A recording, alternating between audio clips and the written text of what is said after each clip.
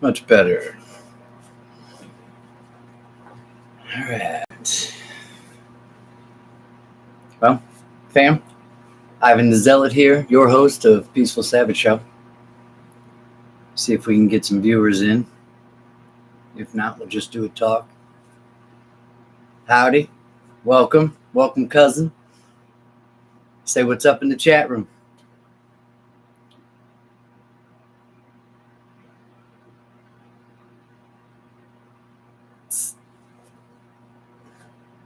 Okay. Today, I'd like to talk more about being informed rather than influenced. In today's world, information is constantly at the fingertips, and there are so many different apps and ways to get at it that we have to kind of be guarded as to what we're learning, where we're getting our information from. That part is absolutely true. I've said this before, and I'll say it again. That conmen work in half truths and misrepresentations. So we have to be aware of our confirmation bias or intellectual laziness. When we don't fact check the information and we just take it as is, we do ourselves a disservice. We need to analyze all information, but not just believe anyone. We have to fact check everything. There is so much propaganda circulating around all over the world at all times that we, as autonomous consciousness, single entities of intellect, we need to focus ourselves in individual growth, but we can't grow without knowledge, right? We can't grow and expand without knowledge and the experience both becoming wisdom in the end. Chokmah. We see it all the time, like Howard Zinn, where most of the CRT or critical race theory comes from. A lot of people saw him as a historian, a well-worded historian, and he was to a certain extent, but he also misrepresented a lot of different things. And I've read Howard Zinn, People's History of the United States. I've read People's History of the World, and then I read Debunking Howard Zinn by Graeber. Then I went and read all of the references that Howard Zinn in his books gave. Columbus's Diary, every book that he mentioned. And I realized that he was just like Columbus's Diary. He took one sentence from this part and another sentence from a whole other page and put them together. And as you're reading his book, you would think that these things were being said together in the diary, but they're not. It's a misrepresentation, and it gives a narrative, but it also makes people feel a certain way. Conmen work in half truths, and it's our duty as autonomous consciousness to figure out the whole truth. We can't let ourselves get duped by people who have an agenda, people who want a certain reaction out of you. Not all propaganda, I guess, is bad. Not all propaganda is good. There is such thing as good propaganda if it leads to the growth and expansion of the consciousness of humanity, and it impacts in a positive way, but only if it's, real truth. They're not a narrative. On PragerU today, one of their posts asks, what would you have liked to have been taught in school? And my answer was facts instead of narratives, because that's all we ever heard was narratives. I mean, I remember I got 2 detentions in one day during Spanish 2 class when we were talking about the history of Spain, I brought up the sadomasochism that was going on during the Inquisition, and I ended up getting 2 detentions that during that class and kicked out of class. It's all narratives, and teachers hate being proved wrong. I got a lot of detentions for proving people wrong. Hi, Lily. It's good to see you. Love your face. Glad you're here. But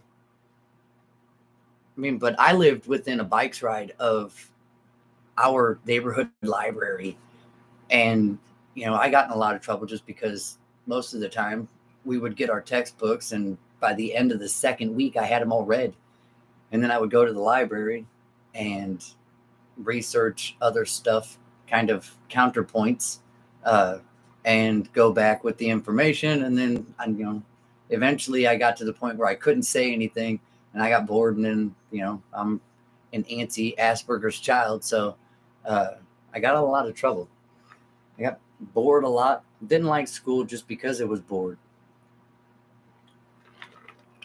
But all we have is narratives constantly shoved down our throats, be it media, be it school, and even at home. I remember when I was 8 years old, getting ready to turn 8. I'm a March baby, March 10th. And I remember that Christmas before, I wasn't always a Jew, by the way. I'm a Jew by choice for the most part. I converted myself to Judaism about, I think, 3.5 years before I even did my ancestry and all that, and found out I was actually Jewish. So where was I? Joe, good to see you too. I forgot where I was. Anyway, informed over influenced, the push of narratives. I'll remember where I was and it'll come back to me. Got distracted there for a moment. Apologies. Man,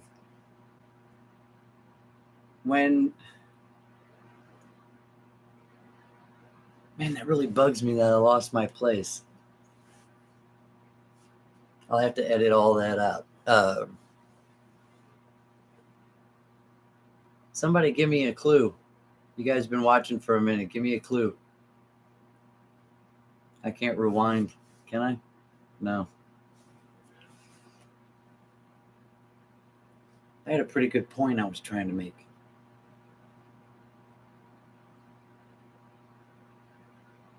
Anyway, there it is. The Christmas before my 8th birthday is when I found out that Santa Claus wasn't real. And not only did I find this out, it really kind of crushed me, because it was the moment that I realized that everyone in the entire world will lie to you, even your parents. It wasn't the matter of it was all supposed to be magical. None of that meant anything to me. When I found out, I realized that for almost 8 years of my life, my parents have habitually lied to me, and it almost crushed me. So you can get wrong information at home, not just in school, not just from the government, not just from, it's everywhere. And Tanaka talks about, you in the inheritance of nothing but lies and vanity, and it's just nonstop custom. People don't even know why they even take a tree and put it in their house and put lights on it. They have no idea why. It's just something that they got from their parents, and their parents got from their parents, and it was just handed down for no reason. People have no idea why they dye eggs. The tradition began on the altars of Ishtar.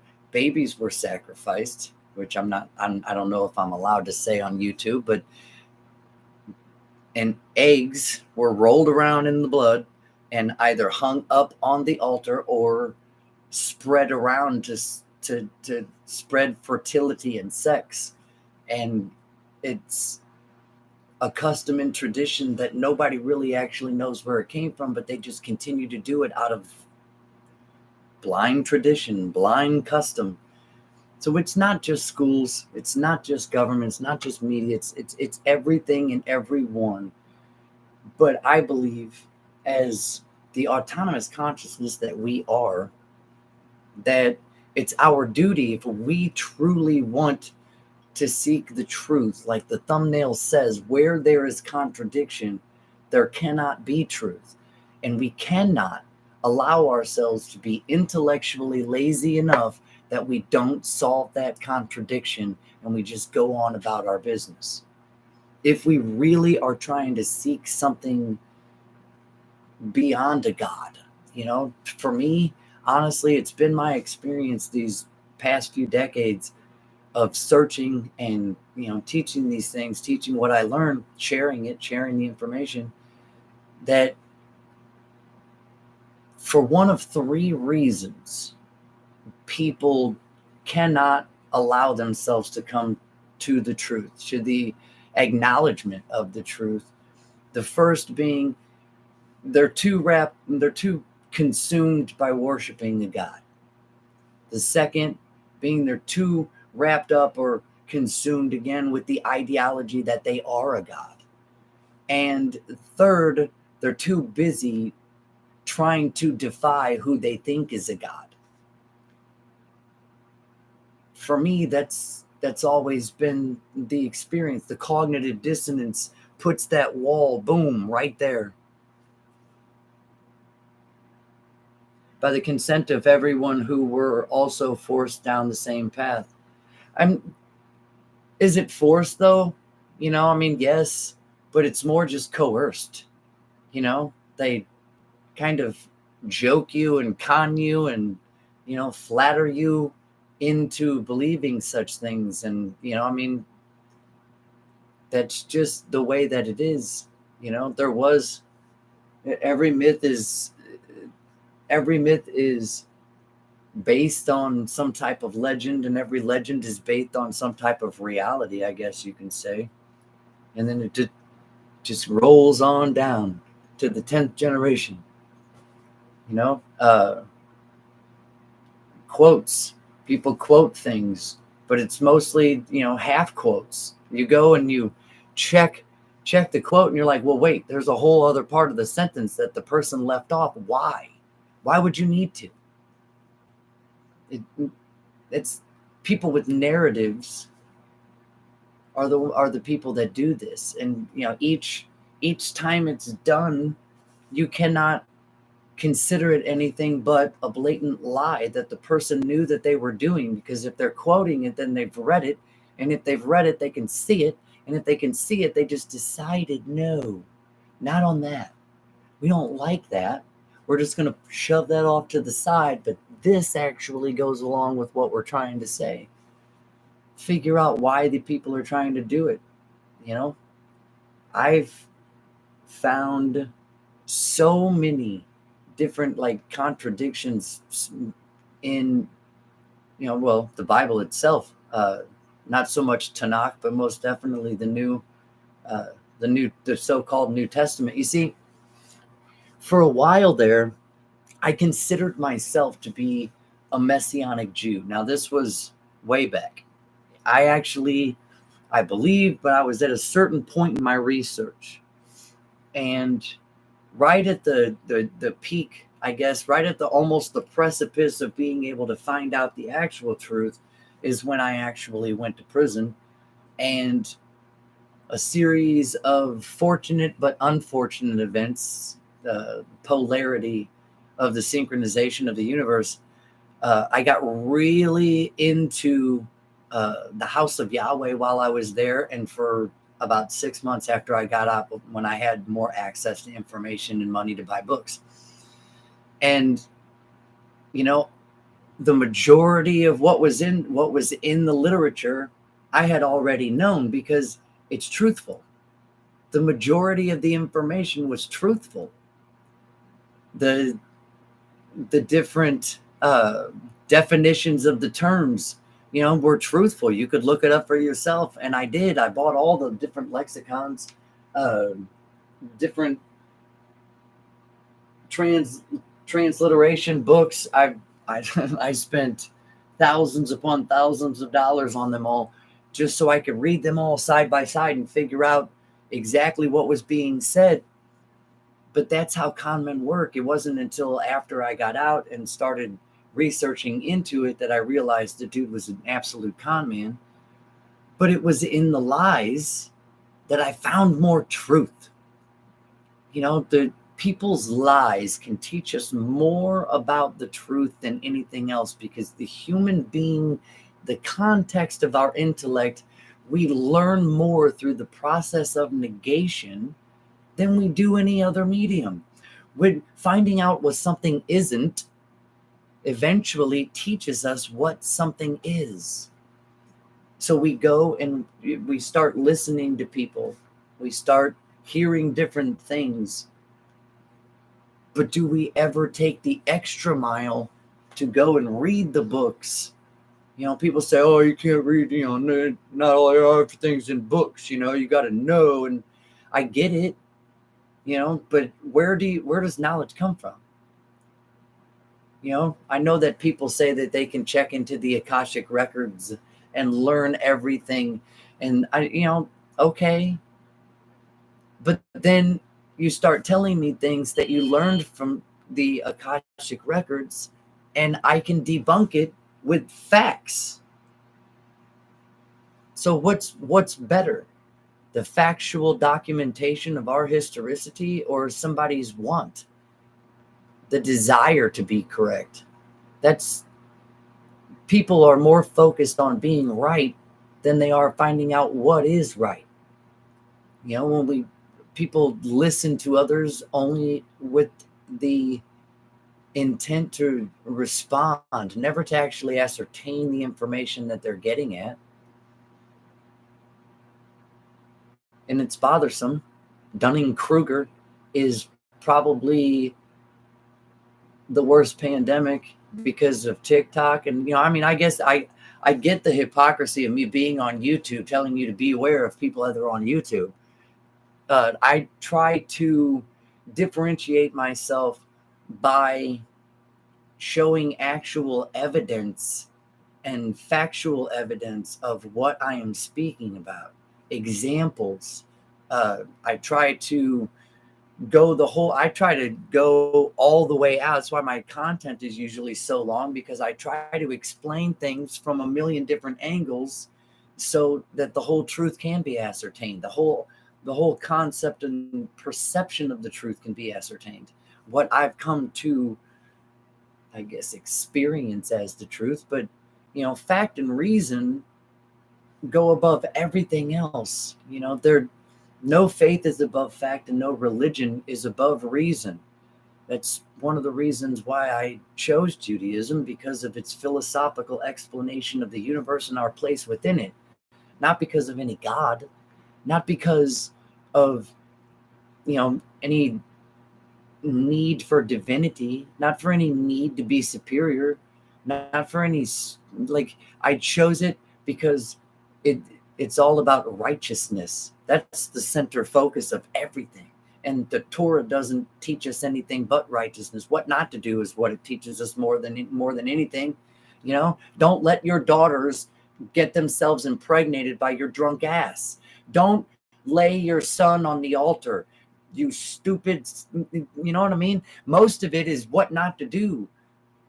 We're the example. We're the whipping boy and of what happens when you do what you're not supposed to do.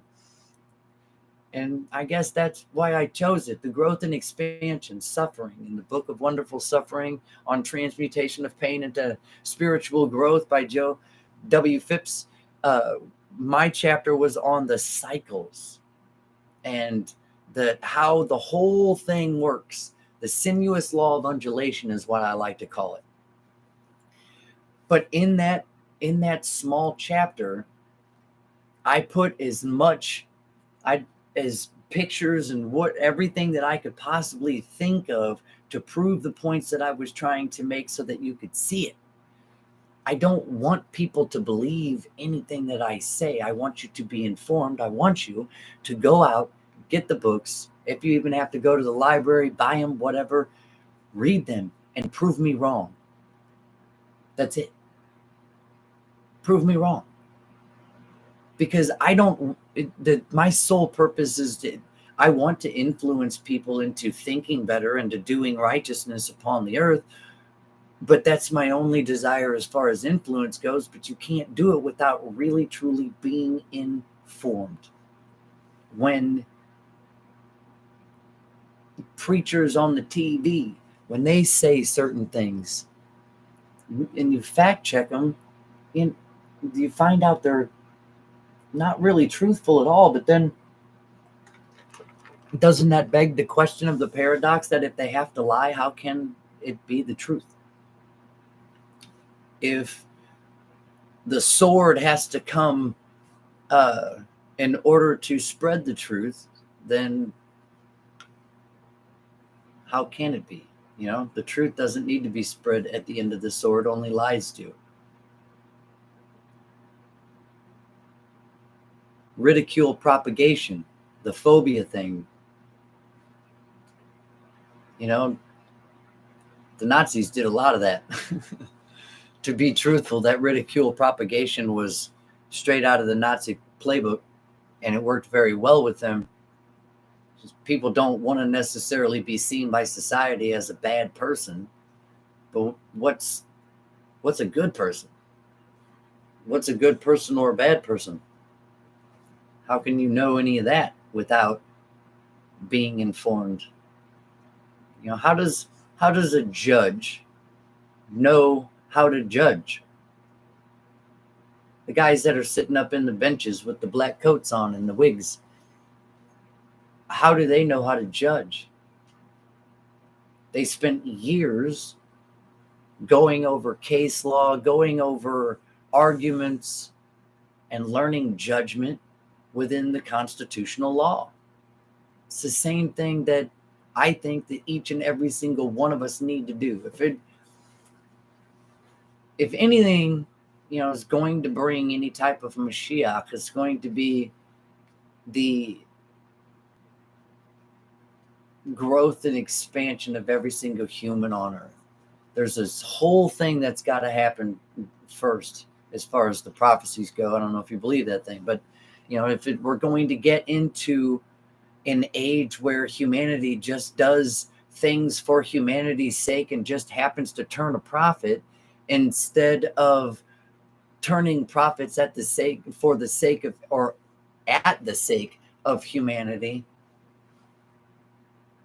then it takes each and every single one of us to dig not only within ourselves, to truly know ourselves. And that's one of the other reasons I chose Judaism, because it's all about knowing yourself, understanding yourself, and then mastering yourself. Self-mastery, to be able to shut down the urges and the fantasies and desires that are spawned in your imagination, to be able to put the clamp on it and say, no, that is not going to be beneficial for me. So I am not going to do that in this moment, because that cause will bring about so many different effects that I do not want. And it's thinking that way that will bring all of us into a better age. But at the same token, the exposing of the manipulation and the narrative-driven concepts going through the media, schools, and even at home, the idea of trans, the whole aspects of abortion from top to bottom, there's a conscious mindset in humanity that has to take a 180 turn and learn our places within the conscious universe itself, the physics of consciousness. Science is catching up, And the more that we learn, the more it's being proven that at the base of everything is consciousness. A great book is The Physics of Consciousness, written by Ivan Antic. I'm not biased because his name is Ivan either. It's good information. Uh, makes you kind of ponder the things. Makes you think about how the universe operates. What is the mechanisms that cause the universe to do what it does, and then to see the entire scope of cellular intelligence, plant intelligence, mineral intelligence, animal intelligence, human intelligence, uh, planetary intelligence, solar system intelligence. Logically speaking, if each and every single cell has intelligence, which they've proven with the railway system in Japan, it was a single cell organism, a fungus, that designed their entire railway system. So they figured out, right? So if cells know how to replicate themselves, and they've got little intelligences within the cells that are doing the replicating, and cells also die, then the house, the, I don't know, what's the word I'm looking for? The entity now, the organism itself as a whole that's made up of these different cells, intelligent cells, it's capable of destruction, dying, and decay. Stars are capable of dying and decay, but we always talk about the eternity of the universe. Is it? If everything within the physical universe is capable of destruction, is the organism, the universe as a whole, is it truly eternal? Can it be?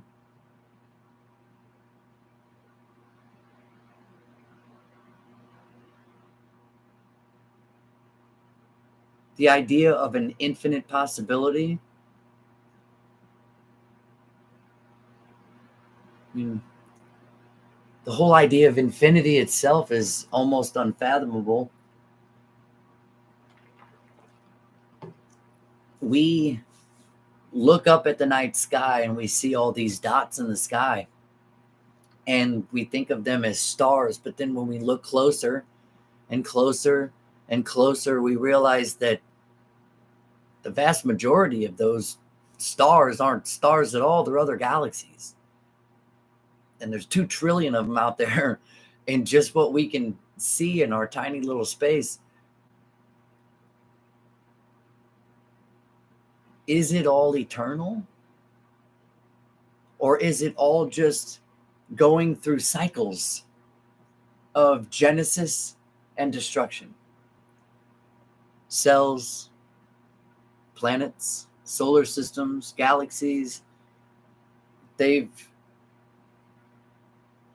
modeled the collision of 2 galaxies, and it is beautiful and violent and chaotic and poetic.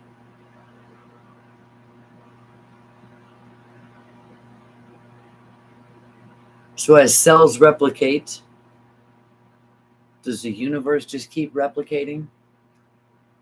One of the principles that even goes all the way back into the ancients of days, the esotericism and the mystery schools, is the idea of as above, so below. How far down does below really go? When we get into cells, we see that they're made up of all these different little things, and then we dig into the little things, and those things are made of little things, and then we dig into more little things, and we find out that those things are made up of atoms, and then we look at the atom and we find out the atom is made up of all different kinds of things.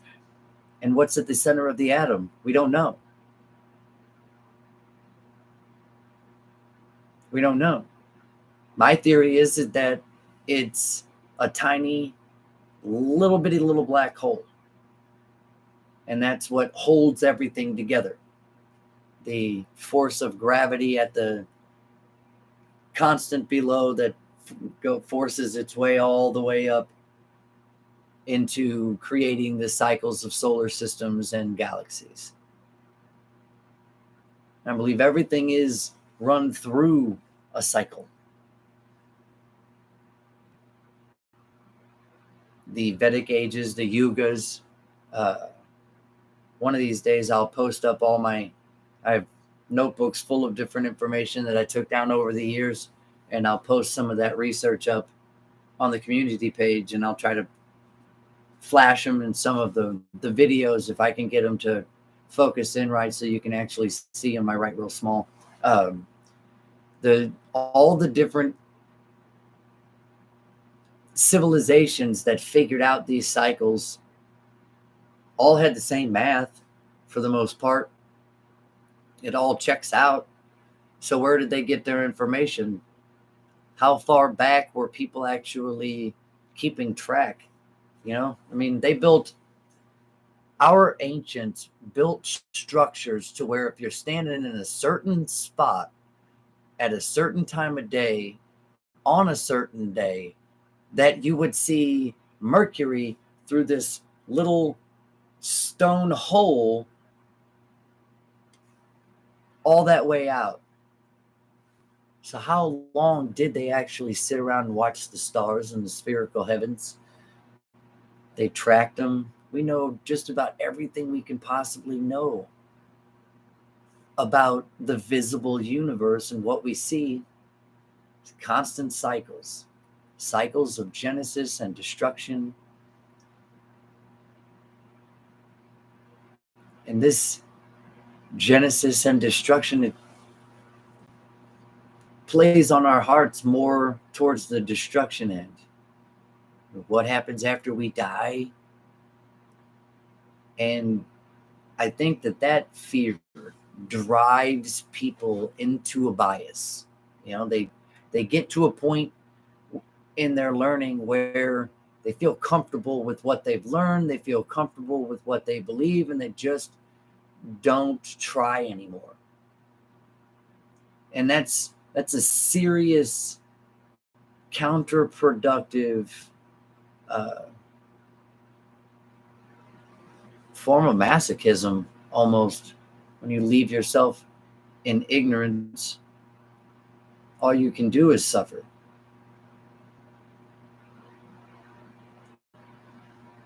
I do believe that ignorance is probably the biggest cause of suffering in the world. People just don't know what they don't know, right? They don't know what's better. They don't know what is, they say people don't know what's good for them, but that's sort of true. Humans, for whatever reason, we usually at the end do the right thing, even though every other possibility has been exhausted first. We'll usually end up doing the right thing. Abolitionism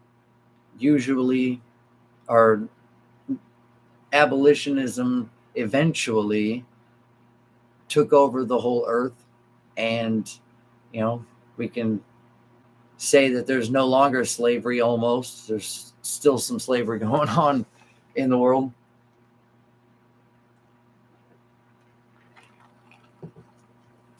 but TikTok and even on YouTube, I watch quite a bit of YouTube. I don't watch TikTok. I don't have it. I do know what's on it, but like I watch a lot of different people's shows on YouTube. I like to get ideas, not you know, not necessarily do exactly what they do, but I want to hear what other people are like saying about different subjects because I want to scope out the environment. Getting back into this page, getting back into this channel, I wanted to scope out the environment, see what the people are actually hearing and learning. And, I scoped out a lot of different people's channels, and it's fun to speculate. It's another to conflate. You have to have evidence. It has to be backed up by something. You can't just think something and then, yep. Why do you think that? And answer that to me. Uh, you know, the the basis of it all has to be evidence, facts. People. I can't remember exactly what channel it was. I think it was Gnostic something or other, but had a whole 25-minute video talking about how this almost sounds like this, so they got to be correlated, or this kind of sounds like this, but the etymological facts couldn't be further away from each other. Like, just because something sounds the same almost doesn't mean correlation. But these channels are out there speaking it as if it's fact, and the words like could be or possibly on different things when we're talking about abstract ideas, let that enter. Let the whole thing be retroactive. Let us find what is, and well, let us find what is not, and then we'll eventually figure out what is. you know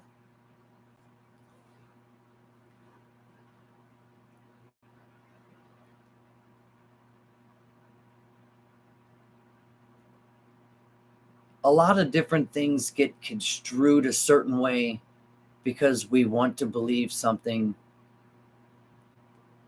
that was just handed down to us by our parents.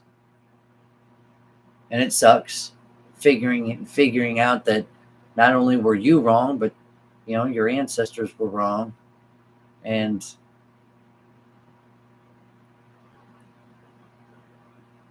we do better.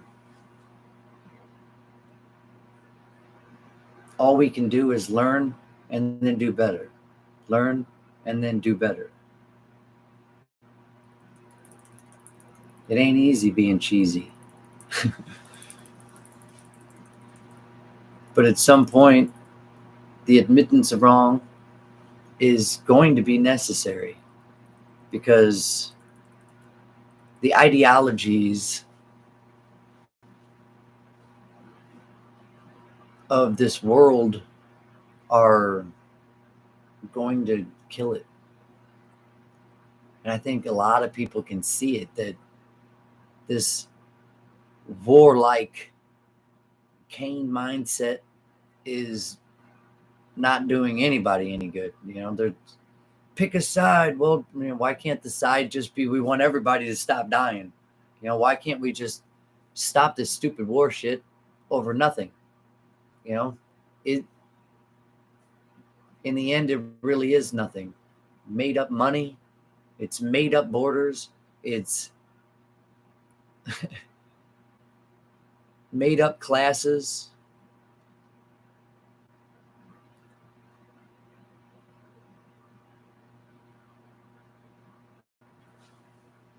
The whole thing's made up.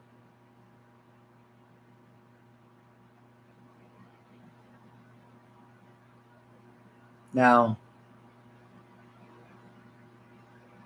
think I said in a previous video that we are born into this system, this whole thing that we got going on. And we didn't ask for it. But I think that collectively we can change it. Collectively, we can bring this elitist or elitism ideology to the ground and bury it where it belongs. And realize, true capitalism, freelance, free enterprise capitalism is the dream. The creators of it, our founding fathers in America, were all very smart in the way that they did things because they wanted freedom just as much as everyone else. And we allowed, as a collective, we allowed certain things to happen. And we gave consent, but through manufactured consent with nonstop narratives.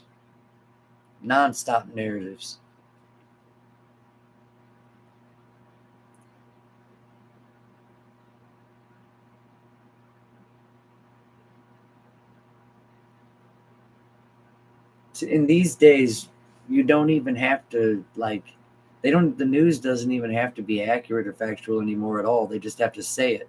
And then when they're proven wrong, they just ignore everybody saying you've been proved wrong. How can it be brought down by the collective, Joe? With all of us not allowing ourselves to be influenced, but forcing ourselves to be informed, to learn the real timelines of things, who's doing what. Really, the baggie of that they found in the White House, that where nobody's ever going to talk about that again, even though people are going to bring it up. We have to bring it down by just collectively saying, no, stop. In a world where they want you to be stupid, the people who call the shots want you to be stupid, and Simon Says pushed around. The only way to be a true rebel is to learn everything. In a world where they want you focused on sex and drugs and immediate gratification, the only way to truly rebel against them is to master the self. In a world or society where the people who call the shots want you to be highly emotional and easily stirred, the only way to truly rebel against them is, again, self-mastery. To not allowing ourselves to be jerked around. Coming together, starting more businesses together, mom and pops. That's the biggest way we shut them down, is by creating more locally owned business and local economy and boosting the holy crap out of it to where corporations are losing money. That's really truly the only way to do it. More craftsmanship, more manufacturing. I'm hoping that after the squeeze goes down, that all of my 8 buddies and I can get together and create a lot of these things. I know my plan is to create that. I know one of my plans is to create a World Bank and exchange, stock and crypto exchange, as well as a pension fund and then take the bank and exchange public and eventually sell all my shares to the public so that they, like the people, we have a voice at the self-regulatory organizations. It's going to take causes, Joe. That's what it's going to take, my brother man. It's going to take people making causes. You know, I like to ask people a lot, and you know, it's kind of a running joke, but with me and my friends. But if you have 3 frogs sitting on lily pads and one of them decides to jump off, how many frogs do you still have sitting on lily pads, Joe? Lily?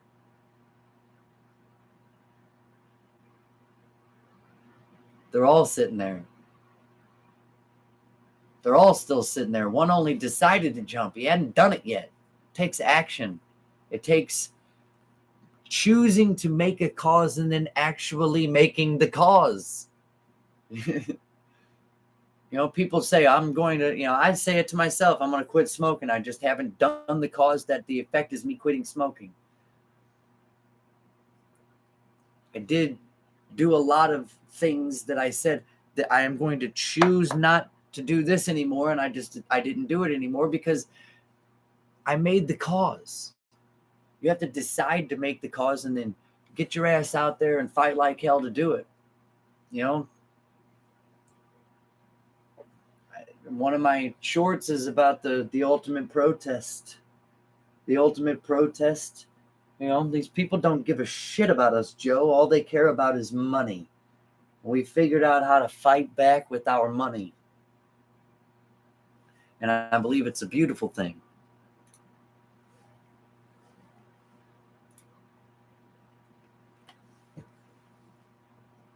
I love it. When it actually goes down, I'm hoping that, you know, we can actually create the thing. I got notebooks upon notebooks upon notebooks of what, if I had any kind of real startup money, I'd already be a billionaire. But I've got notebooks on notebooks of different ideas that will propel things a little easier, better. We can't keep letting these people buy up our farmland, and can't keep letting them destroy our food products.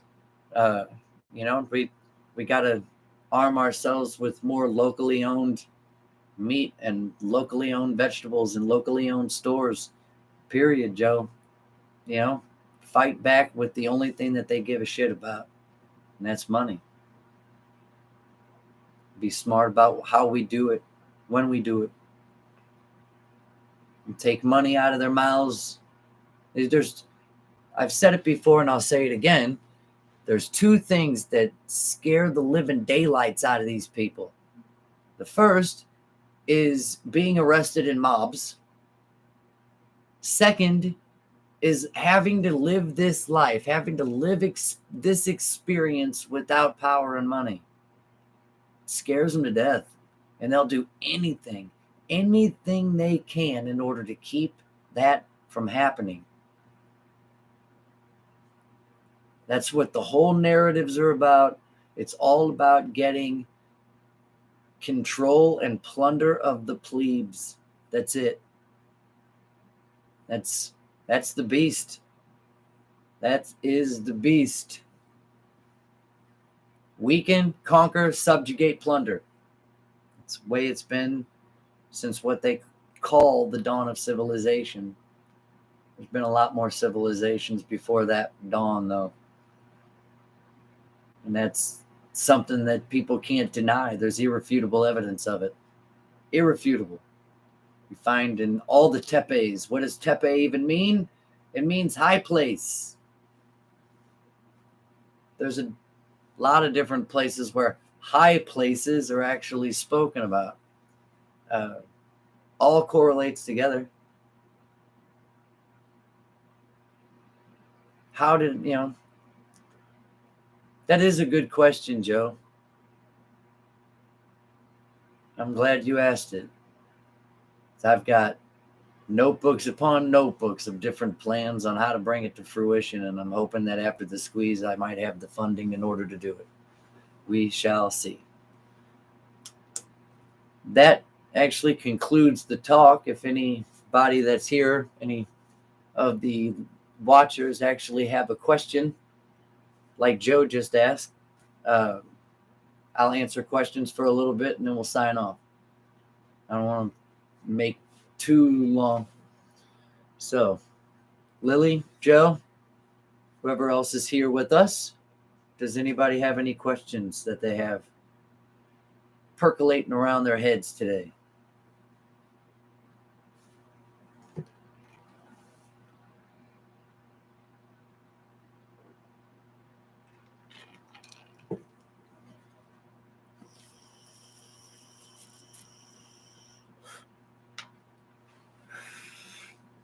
What is the squeeze? Good question, Joe.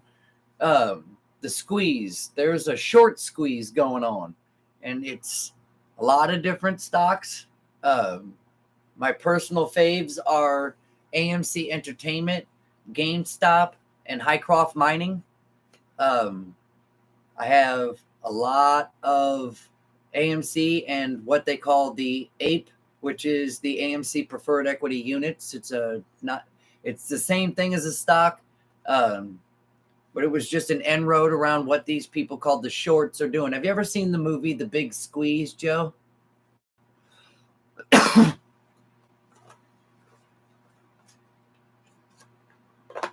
No? Okay.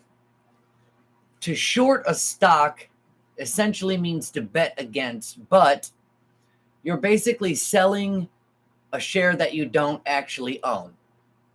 You go to the market maker and you say I want to borrow this amount of stocks, then they sell it out on the open market. And then what they normally do is put stuff out in the media and blah, blah, blah, blah, where this company's going down. Oh my God, sell, sell, sell. So eventually the price goes down. They drive the price down through dark pools and payment for order flow, which is a whole other topic. But that then you sell the share back less than what you bought it for, which is called a loss. But see, what they do is they return the share at that cost and then they pocket the difference. Well, during the pandemic, everything was shut down and it was their dream. They were shorting everything. But then we got wind of what was going on, why Toys R Us and Overstock and all these different companies went out of business when they were thriving. This is because of the shorts. They were shorting these companies into bankruptcy. So we figured that out and started buying up the stock. Well, now they've oversold the stock by, nobody even knows. Nobody even knows. This play's been going on for about 3 years now, 2.5, 3 years I've been in it. Nobody knows exactly how many shares of these different stocks that they've actually sold. My personal opinion, not advice or anything like that, but my personal opinion is that they've probably sold 50, maybe even 100 times the float, maybe more. I don't know. But eventually, they're going to have to buy all these shares back in order to close their short positions. Just like in the first quarter of 2023 alone, all these different entities that are involved in this short and distort scheme is really what it is, paid out $1.91 billion just to keep their short positions rolling. It's what's causing all the banks, their risk management. They made a lot of bad bets and we're capitalizing. It's like the big short, but in reverse. The shorts are going to lose and we are going to win. We just have to hold out long enough in order to do so. Here coming soon, AMC had a lawsuit against it, frivolous lawsuit from some people up in Delaware, Allegheny, that wanted to stop the reverse split and wanted to stop the reverse split and the conversion of APE back into AMC. That's pretty much over with now. So they're going to Judge Zern is going to be given their ruling here in the next couple of weeks. So we're hoping that might be a catalyst in it too. But I've got roughly 10,000 total shares that, I do not plan on selling for anything less than $10,000 a piece. Ken Griffin, the owner and operator, I guess you can call it, of Citadel Securities, is like Bernie Madoff times 10,000. This guy, 46 billion last year in profits, but people don't realize that that's assets sold, not yet purchased. Like I can't sell a house I don't own. I can't sell you a car. It'd be like me selling you the Bronx Bridge. Like you can't sell stuff you don't own, except for Wall Street. They can do it. They can sell stuff they don't own. But eventually the rooster's going to come to call, and they won't have anything. And I'm hoping that this will be enough startup funds for me to really get some things rolling, not only in my own life, but the name of the game is going to be job creation. My goal is to create 100,000 jobs in 10 years. That's my goal. So does that answer your question? A short, okay. When shorting was invented, just so that you have this information in your head, when shorting was invented, way back when the stock market started really kind of getting its going in the 1800s, they actually had certificates of stock. Well, these guys would be sitting around the dinner table, chomping on their cigars and drinking their bourbons and whiskeys. And they'd be like, hey, I'd like to buy 100 shares of that company you were talking about earlier. And the guy would be like, well, I only have 75 right now, but I'll go ahead and sell you the full 100, and I'll give them to you. See, the rider's on his way with the actual certificates, and when he gets here, then I'll give them to you. That's what shorting was in its invention. They've managed to manipulate how it's done, and some shorting is okay. Like if a company is really going under and you short the company, then, fair game is fair game, man. You got to make money on the way up. You can also make money on the way down. But the way that they're doing it is called predatory short selling, where they just consistently keep selling and never actually purchasing the share. We're holding, and that's causing them the problems. We won't sell them back for them to be able to return it. We won't sell them back in order for them to be able to return them and close their positions. So it's hurting them dearly. I really can't wait to find out how much money they spent out in quarter two. But I also can't wait for quarter two's earnings call either. So we'll do a couple more questions. Anybody got one? We got another viewer. Hello. How are you? Ivan the Zealot, Peaceful Savage Show. Welcome. I'm glad to see you.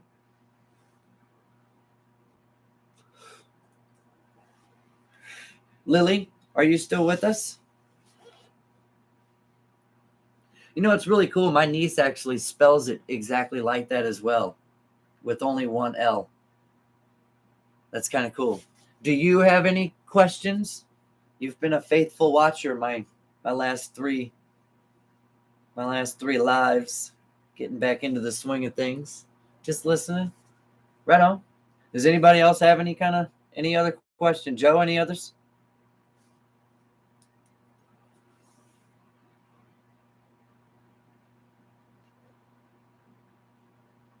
Hit me.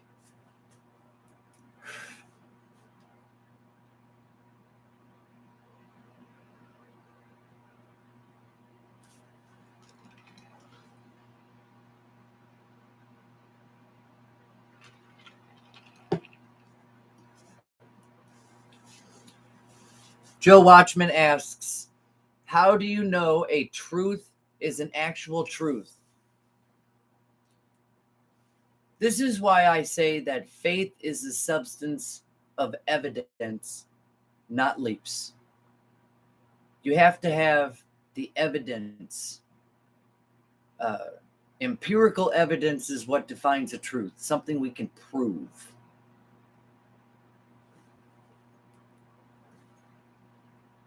When sometimes we get to a point where, I've seen a couple of facts that back it up. It's like when Christians, right, when they're reading their New Testament and it comes to the part where there's a prophecy about being born of a virgin, that it's in the prophecies that this Messiah is going to be born of a virgin. In their little study Bible, there's a little letter or a letter by the passage, and then you go over to the side and it says, okay, Isaiah 7:14. And they go back to their 7:14, and well, there it is. It says virgin right there. That's all we need. Then they believe. But they don't go the extra mile to figure out what the actual Hebrew term is. They don't. And see, like the trouble with Christians is, and I know I pick on Christians, but the trouble with Christians is they only think they believe in the Hebrew scriptures as a result of believing in their Jesus first. It never occurs to them to learn Hebrew and Aramaic and read the Hebrew text to figure out or find out whether or not they believe. They just go ahead and shoot the arrow in that tree and then draw a perfect bullseye around it and then run around telling everybody how great archers they are.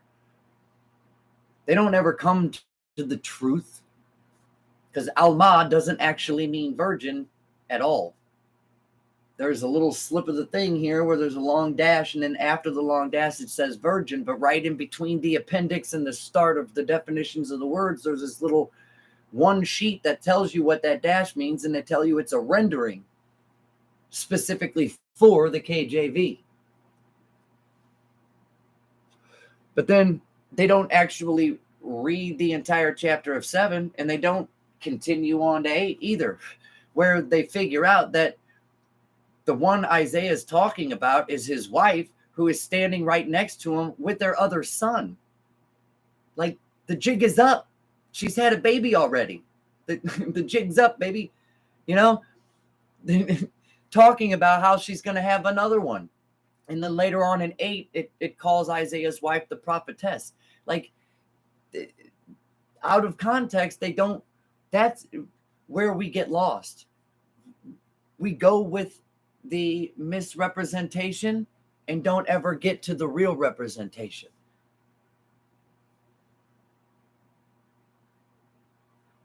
Any truth you care to consider a truth is fine to a certain extent.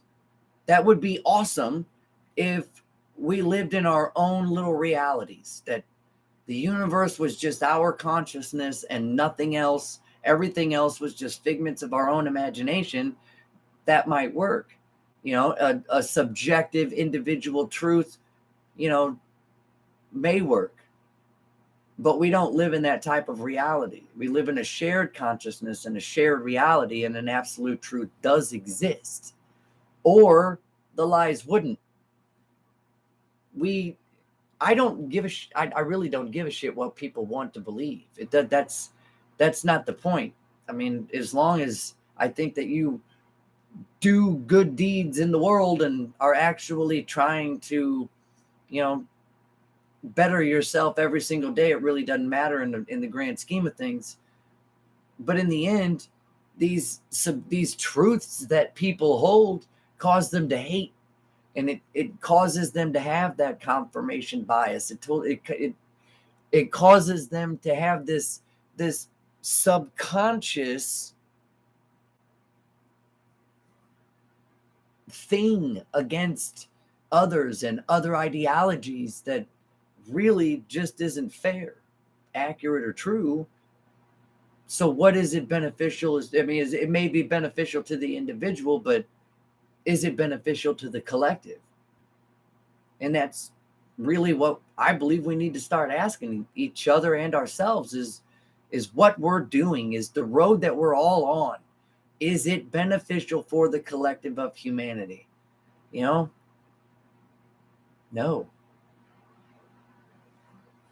Joe Watchman says, the only things we know are what we have been told by others, who, by the way, were also told it by someone else who didn't know either. So how do we know which thing is true?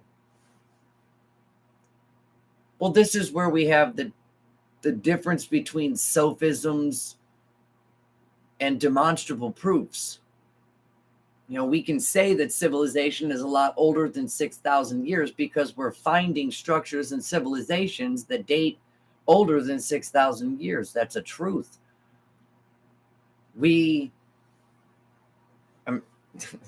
All words are made up and all stories are made up. Like everything is told this and told that. And that's kind of like, if this person says this thing and this person says this thing, but they contradict, where there is contradiction, there cannot be truth. The paradox has to be solved in order to move on. And that's where I was talking about getting to that intellectual laziness, where we get to the paradox and we don't want to solve it. We just leave it alone.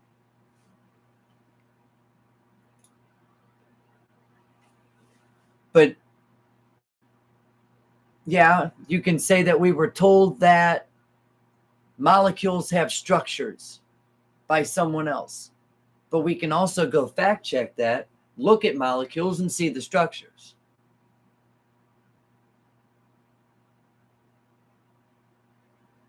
Like, to say that no one knows is very naive.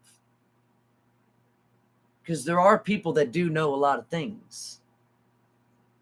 It's just that most people, and one of the biggest reasons why I fell off the face of the earth and didn't do a video for 3 years, is because I wanted to make sure that the things that were coming out of my mouth were 100, especially with the world of censorship and cancels. And I wanted to make sure that everything that I say was backed up by real evidence. I wanted to make sure that the things that I was speaking were the truth. And demonstrably, not, and things that we can philosophically come to the logical conclusions of things. It takes time, it takes effort, it takes a lot of thinking, which most people don't necessarily want to do, because as soon as they want to start thinking about a subject, their mind drifts off to about a million other things. And that's why people don't necessarily read books either, because they'll be 2 pages in and realize they haven't actually read anything. They're not pulling any of that in, but we do have to pull that in order for our subconscious to actually start, it's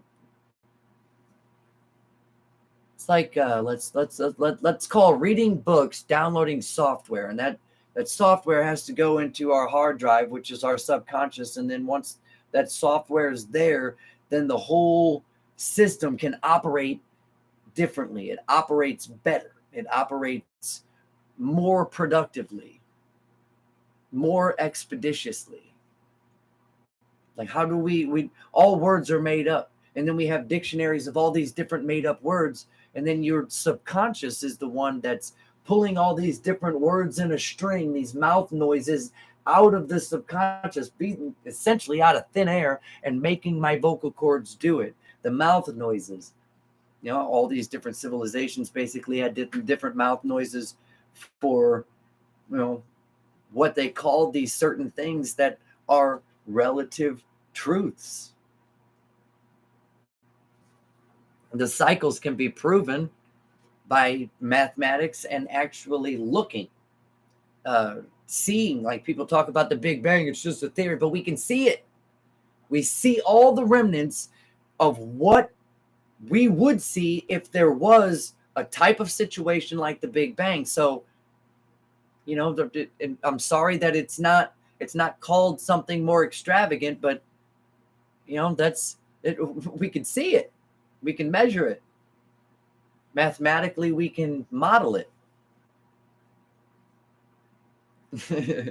Well, Joe, hopefully, see, I like to, I'm not affiliated with any type of rabbinical association or anything like that.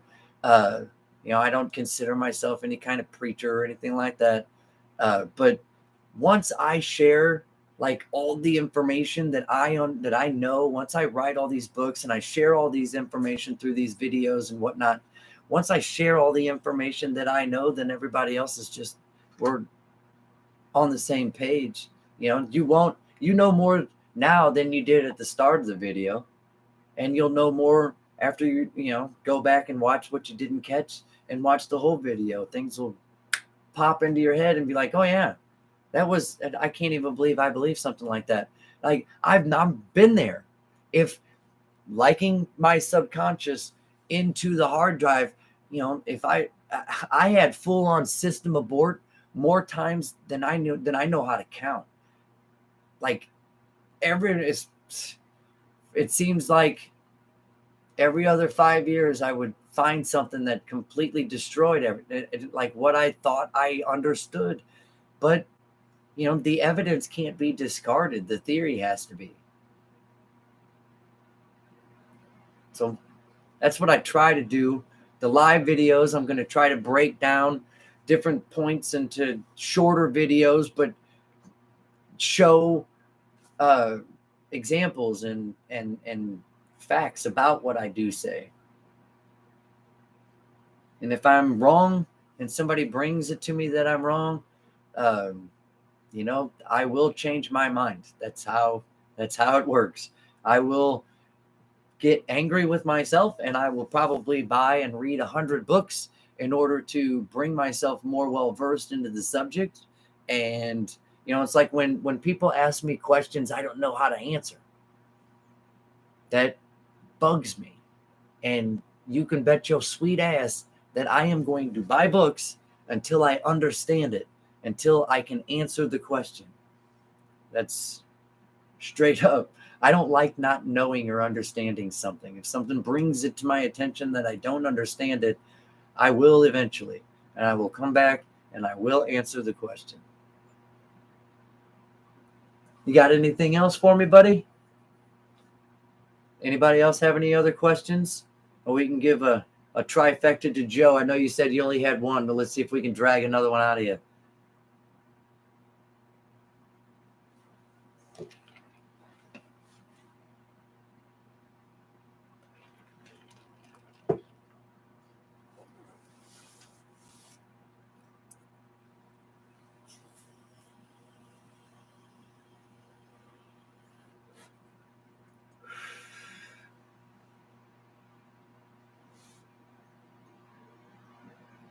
You guys like my new all my new stuff? I'm hoping that like I woke up yesterday and the Heart Soul 1 video had over 1,000 views on it. I was like, what? It was awesome. Felt great. And I appreciate the compliment, Joe. Thank you, Lily. Yeah. I got over 1,000 subscribers now, which is a marker in order to get me to the point of monetization. And I'm getting the watch hours and more content is coming. I'm still ripping apart my conversation with Joe so that I can add more pictures and evidences and examples and, allegories too. I love throwing in the allegories to make people think. Yeah, I'm excited. It's really kind of cool. I'm getting the hang of it. So yay. All right. Well, I'm going to sign off. If nobody, I'll give it 10 more seconds. If anybody has any other questions, but until then, I will sign off. 6, 5, 4, 3, 2, 1. Love your faces.